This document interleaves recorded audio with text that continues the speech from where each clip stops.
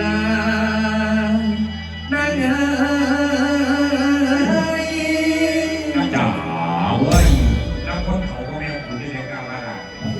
มันก็เลยรีบบอกว่าเป็นผู้สาวเหรอละสาวผู้ฟังลำอาดี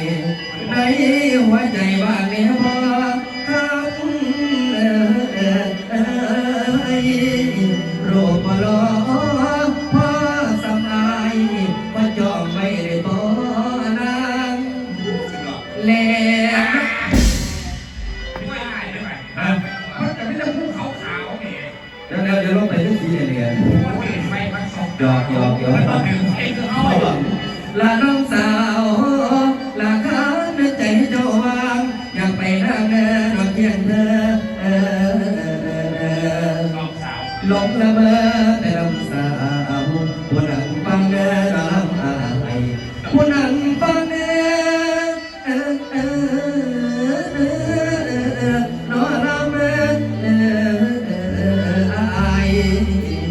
ทำกันได้ทุกวันมีใจจวนแบบ